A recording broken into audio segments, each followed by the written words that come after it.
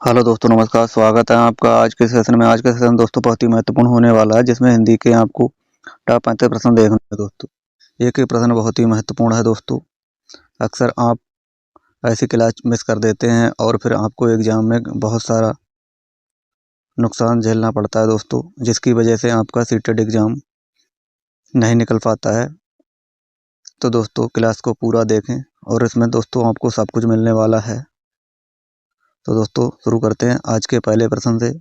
दोस्तों ये प्रश्न हर बार सीटेट एग्जाम में पूछे जाते हैं, तो एक एक प्रश्न दोस्तों बहुत ही महत्वपूर्ण है। पहला प्रश्न है,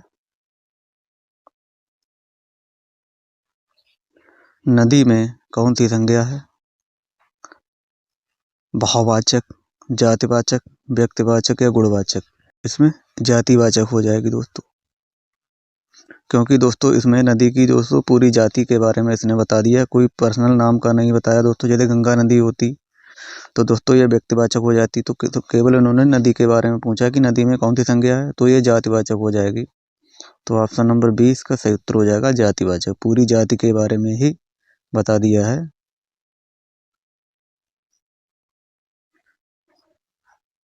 दिन और रात में कौन सा समास है? द्विगु, तत्पुरुष, द्वंद्व या कर्मधारय? तो दोस्तों जहां पर विलोम शब्द आए और बीच में दोस्तों इस प्रकार का निशान आता है, तो वहां पर दोस्तों द्वंद्व समास हो जाएगा। और दोस्तों द्विगु समास क्या होता है? द्विगु समास दोस्तों वह होता है जिसका पहला पद संख्यावाची हो, तो वहां पर द्विगु समास हो जाएगा। दिन और रात में दोस्तों द्वंद्व समास हो जाएगा। ऑप्शन नंबर सी इसका सही उत्तर हो जाएगा। ऑप्शन नंबर सी इसका सही उत्तर हो जाएगा, द्वंद्व समास। चलते हैं दोस्तों प्रश्न नंबर 3 पर।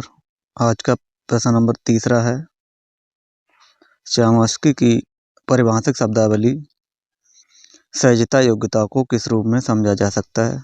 चामास्की की परिभाषिक शब्दावली सहजता योग्यता को किस रूप में समझा जा सकता है? भाषा अर्जन उपकरण के रूप में, सक्रिय अनुकूलन के रूप में, वास्तविक अधिगम के रूप में या सामाजिक अधिगम के रूप में?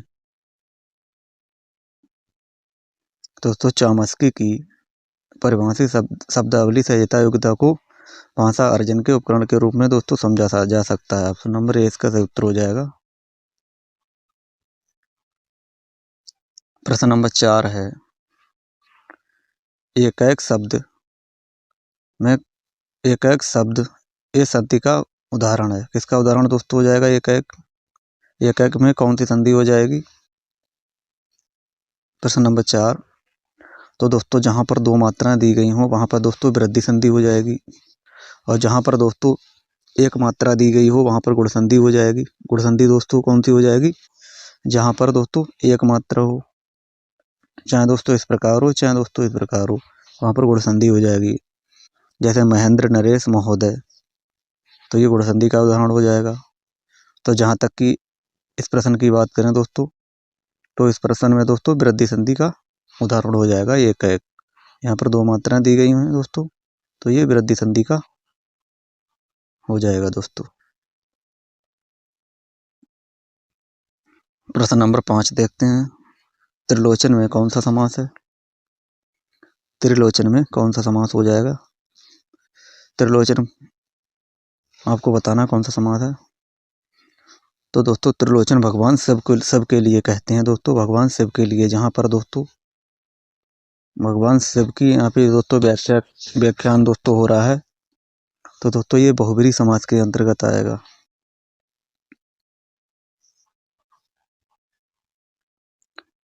प्रश्न नंबर 6 देखते हैं, दुख का संधि विच्छेद क्या हो जाएगा?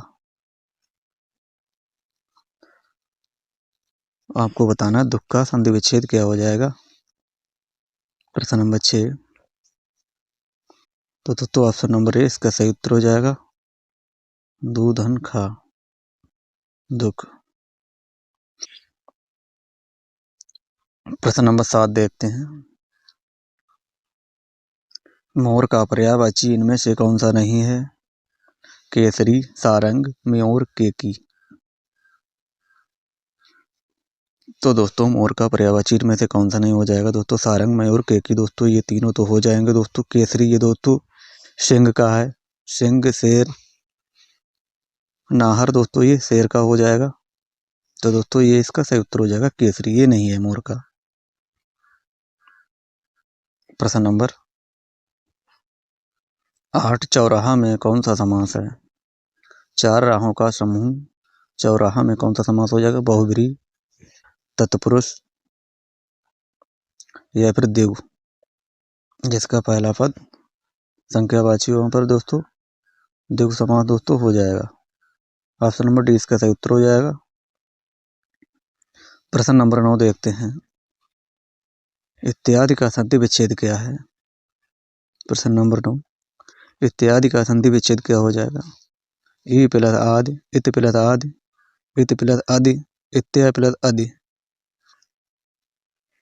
तो इत्यादि का संधि विच्छेद दोस्तों क्या हो जाएगा? इत प्लस आदि। ऑप्शन नंबर बी इसका सही उत्तर हो जाएगा। प्रश्न नंबर 10 देखते हैं। मूल प्रवृत्तियों को 14 प्रकार से किसने वर्गीकृत किया? ड्रेवर, मैकडूगल, थॉर्नडाइक या वुडवर्थ। तो दोस्तों मूल प्रवृत्तियों की अगर बात करें तो दोस्तों ये मैकडूगल के अनुसार इन्होंने वर्गीकृत किया दोस्तों। ऑप्शन नंबर 20 का सही उत्तर हो जाएगा मैकडूगल।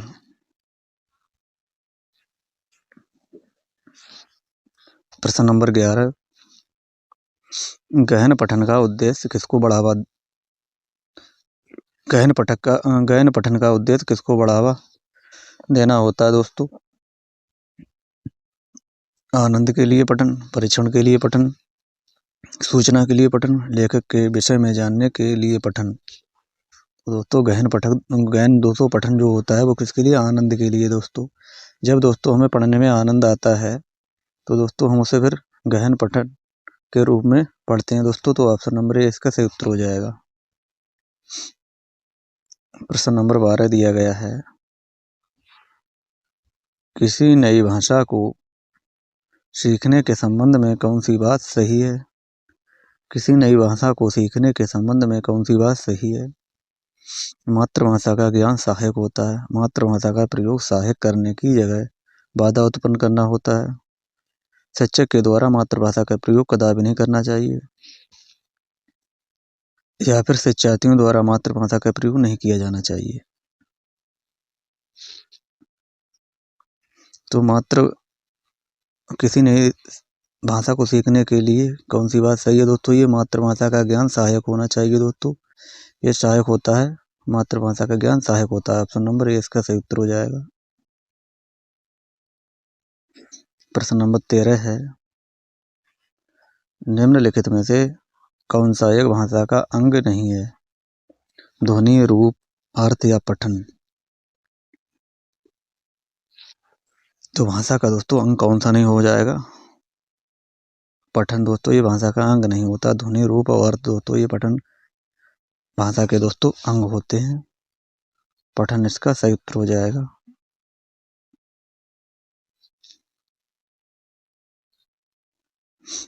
प्रश्न नंबर 14 देखते हैं।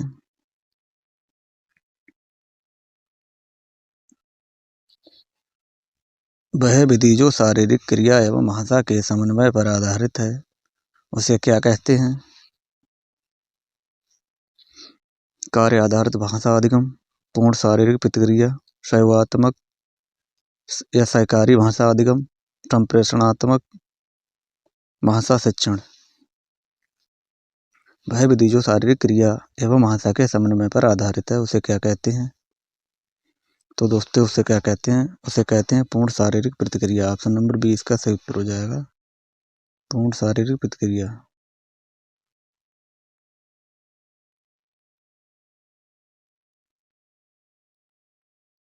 प्रश्न नंबर 15 है। एक भाषा शिक्षक विद्यार्थियों के आकलन के दौरान विद्यार्थियों के बारे में जानकारी संकलित करता है या करती है।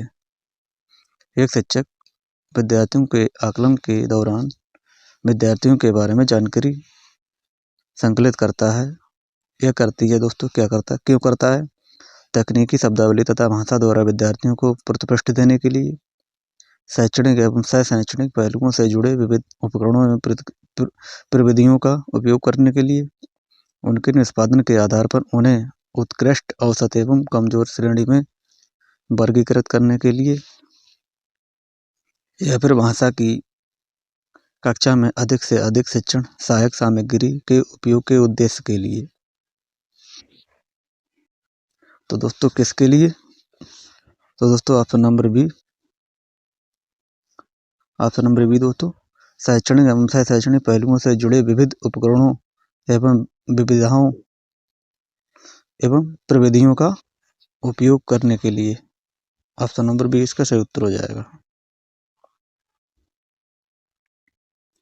प्रश्न नंबर 16 है, हाथ व आँख का समन्वय किस कौशल के विकास को बढ़ावा देगा? हाथ व आँख का समन्वय किस कौशल को बढ़ावा देगा?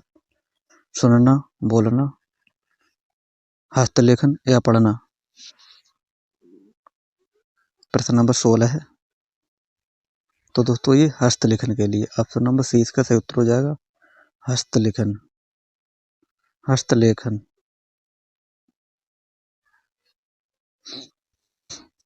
प्रश्न नंबर 17 है, लिखने में कठिनाई खाली जगह से संबंधित है।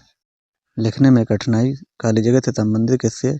Dyslexia, dysgraphia, dyscalculia, aphasia. दोस्तों जहाँ पर लिखने की समस्या आए दोस्तों, कठिनाई है, वहाँ पर डिस्ग्राफिया हो जाएगा। ऑप्शन नंबर बी डिस्ग्राफिया इसका सही उत्तर हो जाएगा। प्रश्न नंबर 18 देखते हैं,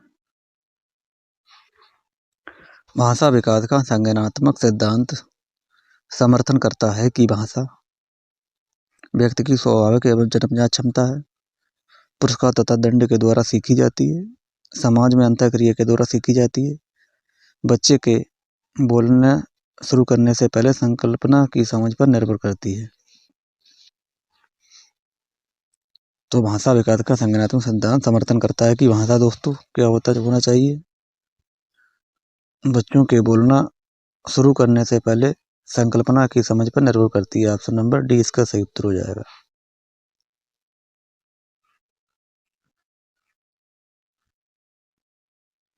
प्रश्न नंबर 19 है,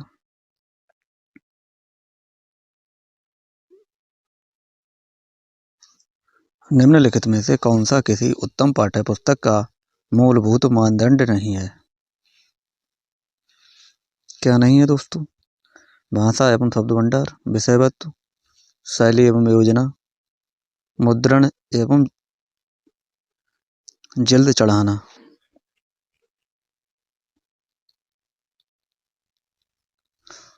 दोस्तों कौन सा किसी उत्तम पाठ्य पुस्तक का मूलभूत मानदंड नहीं है दोस्तों? कौन सा नहीं हो जाएगा इसमें? तो इसमें क्या हो जाएगा? मुद्रण एवं जिद चढ़ाना। मुद्रण एवं जल्द चढ़ाना, जो दोस्तों कवर चढ़ाने को कहते हैं दोस्तों, जल्द चढ़ाना। तो ऑप्शन नंबर डी इसका सही उत्तर हो जाएगा। प्रश्न नंबर 20, भाषा की आधारभूत संरचनात्मक इकाई है स्वनिम, आकृति या मॉर्फीम, लेखाचित्र या भाषा विषय? भाषा की आधारभूत संरचना। प्रश्न नंबर 20, भाषा की आधारभूत संरचनात्मक इकाई खाली जगह क्या है? स्वनिम, आकृति, रेखाचित्र या भाषा विषय? प्रश्न नंबर 20, तो दोस्तों ये क्या हो जाएगी? स्वनिम। ऑप्शन नंबर ए स्वनिम इसका सही उत्तर हो जाएगा। प्रश्न नंबर 21 देखते हैं, दुनिया में लोग किसके बल पर सफल हुए हैं? दुनिया में लोग किसके बल पर सफल हुए हैं दोस्तों? अपने भाग्य के बल पर, अपने पारिवारिक पृष्ठभूमि के बल पर, अपने परिश्रम के बल पर, साथियों के सहयोग के बल पर?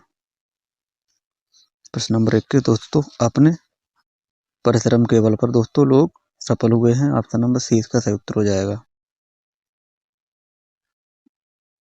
प्रश्न नंबर 22, अपने कार्यों को पूरा करने के लिए कौन सी बात बहुत जरूरी है? अपने कार्यों को पूरा करने के लिए कौन सी बात बहुत जरूरी है? दूसरों की नकारात्मक बातों को ध्यान से सुनना, दूसरों की नकारात्मक बातों का विरोध करना, दूसरों की नकारात्मक बातों से दूर रहना, दूसरों की नकारात्मक बातों से प्रभावित होना। तो आप बताओ इसमें से कौन सा उत्तर सही हो जाएगा। अपने कार्यों को पूरा करने के लिए कौन सी बात बहुत जरूरी है। तो दोस्तों कौन सी जरूरी है, दूसरों की नकारात्मक बातों से दूर रहना। ऑप्शन नंबर सी इसका सही उत्तर हो जाएगा। देखते हैं दोस्तों प्रश्न नंबर 23 को। आज का प्रश्न नंबर 23 क्या कहता है। अब कर्म और उसके बीच कोई तीसरा नहीं हो सकता। वाक्य का आशय क्या है। अब कर्म और उसके बीच कोई तीसरा नहीं हो सकता। वाक्य का आशय क्या है। अपने कर्म के लिए किसी तीसरे का सहयोग नहीं लेना चाहिए। चाहे कुछ भी हो जाए कर्म के पथ से नहीं डिगना। दूसरों की सलाहों को नहीं सुनना। संकटों का सामना करना। तो प्रश्न नंबर 23 का क्या हो जाएगा। प्रश्न नंबर 23 का ऑप्शन नंबर बी, चाहे कुछ भी हो जाए कर्म के पथ से नहीं डिगना, ये मुहावरे का सही आशय हो जाएगा। ऑप्शन नंबर 20 का सही उत्तर हो जाएगा। प्रश्न नंबर 24, सफलता शब्द में प्रत्यय कौन सा हो जाएगा। ता, लता, ता या फल। तो सफलता में कौन सा प्रत्यय हो जाएगा दोस्तों। तो दोस्तों ये हो जाएगा ता। सफल प्लस ता। सफल दोस्तों उपसर्ग हो जाएगा और ता इसमें दोस्तों प्रत्यय हो जाएगा। प्रश्न नंबर 25 है, संकट या मुश्किलों को पार करने का क्या अर्थ है। मुसीबतों से घिरे रहना, मुसीबतों में घिरे रहना, मुसीबतों से उबर जाना, मुसीबतों से घबराते रहना, मुसीबतों के प्रति आशंकित रहना। संकट या मुश्किलों को पार करने का क्या अर्थ है। तो समझ आएगा मुसीबतों से उबर जाना। ऑप्शन नंबर 20 का सही उत्तर हो जाएगा। प्रश्न नंबर 26 है, कवि ने आशा को धन्य क्यों कहा। क्योंकि आशा निराश में नहीं बदलती, आशा सभी के मन में विराजती है, आशा का सहारा सबसे बड़ा सहारा है, आशा हर दिशा को प्रकाशित करती है। कवि ने आशा को धन्य क्यों कहा। क्योंकि आशा का सहारा सबसे बड़ा सहारा है। ऑप्शन नंबर सी इसका सही उत्तर हो जाएगा। प्रश्न नंबर 27 है दोस्तों, निराशा में उपसर्ग और मूल शब्द क्या है। निराशा में उपसर्ग और मूल शब्द क्या हो जाएगा। निर्प्लस आशा, निरा प्लस आशा, निर्प्लस आशा, निरा प्लस सा। प्रश्न नंबर 27 का ऑप्शन नंबर सी निर्प्लस आशा इसका सही उत्तर हो जाएगा। निर्प्लस आशा ऑप्शन नंबर सी इसका सही उत्तर हो जाएगा। प्रश्न नंबर 28 है, प्राची का अर्थ क्या है। परकोटा, पूर्वकल्प, पुरातन या पूरब। प्राची का क्या अर्थ हो जाएगा। तो दोस्तों प्राची का क्या अर्थ हो जाएगा। प्राची का दोस्तों पूरब। ऑप्शन नंबर डी प्राची का अर्थ हो जाएगा। प्रश्न नंबर 29, उपचारात्मक शिक्षण का क्या अर्थ है। उपचारात्मक शिक्षण का क्या अर्थ है। शिक्षार्थी के अधिगम को सुधारना, शिक्षार्थियों के अधिगम तथा शिक्षकों के शिक्षण दोनों में सुधार करना, परीक्षण में शिक्षार्थियों के निष्पादन में सुधार करना, कक्षा प्रदर्शन में सुधार करना। उपचारात्मक शिक्षण का क्या अर्थ होना चाहिए। तो दोस्तों ये हो जाएगा शिक्षार्थियों के अधिगम तथा शिक्षकों के शिक्षण दोनों में सुधार करना। ऑप्शन नंबर 20 का सही उत्तर हो जाएगा। शिक्षार्थियों के अधिगम तथा शिक्षकों के शिक्षण दोनों में सुधार करना। ऑप्शन नंबर 20 का सही उत्तर हो जाएगा। प्रश्न नंबर 30 है, प्राथमिक स्तर पर पठन योग्यता का आकलन करने के लिए निम्नलिखित में से कौन सा विकल्प सबसे अधिक उपयुक्त है। प्रश्न नंबर 30, वर्णमाला की पहचान करना, विराम चिन्हों का ज्ञान, पाठ को समझना, पठन में प्रवाह। प्रश्न नंबर 30, प्राथमिक स्तर पर पठन योग्यता का आकलन करने के लिए निम्नलिखित में से कौन सा विकल्प सबसे अधिक उपयुक्त हो जाएगा। ABCD 4 ऑप्शन दिए गए हैं, आपको इसका उत्तर बताना है। तो दोस्तों पाठ को समझना, ऑप्शन नंबर सी इसका सही उत्तर हो जाएगा। पाठ को समझना। प्रश्न नंबर 31, निम्नलिखित में से कौन सा कथन सही है।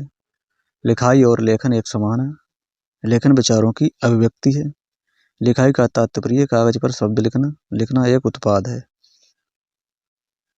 तो दोस्तों लिखाई, इनमें से निम्नलिखित कौन सा कथन सही हो जाएगा? तो दोस्तों लेखन विचारों की अभिव्यक्ति है। लेखन जो है विचारों की अभिव्यक्ति है। ऑप्शन नंबर 20 का सही उत्तर हो जाएगा। प्रश्न नंबर दोस्तों 32 है।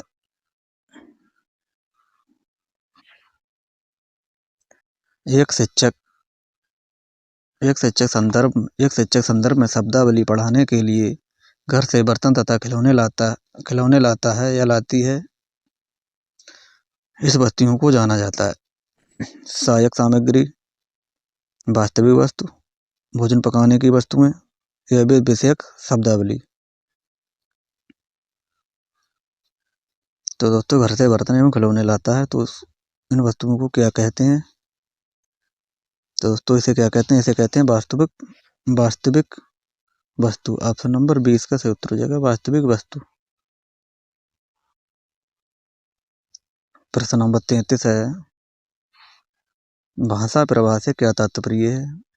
शुद्ध वर्तनी लिखना, अपने शब्दों में कहानी का सार लिखना, व्याकरण के नियमों को स्पष्ट करना, सहज गति के साथ वाचन, पठन अथवा लेखन। भाषा प्रवाह से क्या तात्पर्य है? प्रश्न नंबर 33। तो दोस्तों इसका सही तात्पर्य हो जाए सहज गति के साथ वाचन, पठन अथवा लेखन। ऑप्शन नंबर डी इसका सही उत्तर हो जाएगा।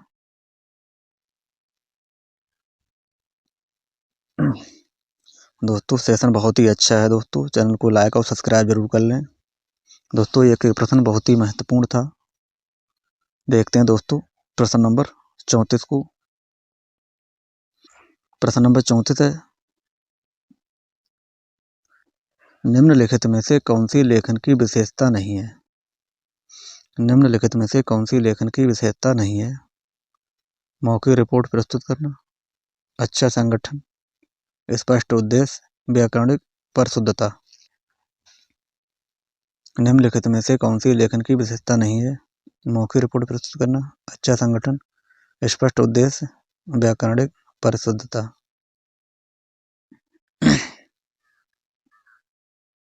प्रश्न नंबर 34। तो दोस्तों ये मौखिक रिपोर्ट प्रस्तुत करना। ऑप्शन नंबर ए इसका सही उत्तर हो जाएगा, मौखिक रिपोर्ट प्रस्तुत करना।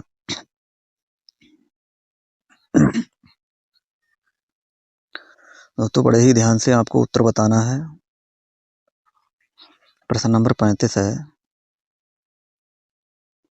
एक बच्चा या बच्ची विद्यालय में भाषा की कक्षा में अपनी प्रथम भाषा को सीखने में अक्सर समस्या का सामना करती है क्योंकि एक बच्चा या बच्ची विद्यालय में भाषा की कक्षा में अपनी प्रथम भाषा को सीखने में अक्सर समस्या का सामना करता है या करती है क्योंकि क्या होता है? ऑप्शन नंबर ए अपनी भाषा को विद्यालय में सीखना रोचक नहीं है। ऑप्शन नंबर बी विद्यालय भाषा घर की भाषा की अपेक्षा अधिक औपचारिक है। बच्चा या बच्ची अपनी उस भाषा को जानता है या जानती है तथा विद्यालय में उस भाषा को पुनः सीखने में कोई तथ्य नहीं है। या फिर ऑप्शन नंबर डी विद्यालय में उस भाषा को सीखना कठिन है। प्रश्न नंबर 35। तो आपको बताना है प्रश्न नंबर 35 में क्या हो जाएगा।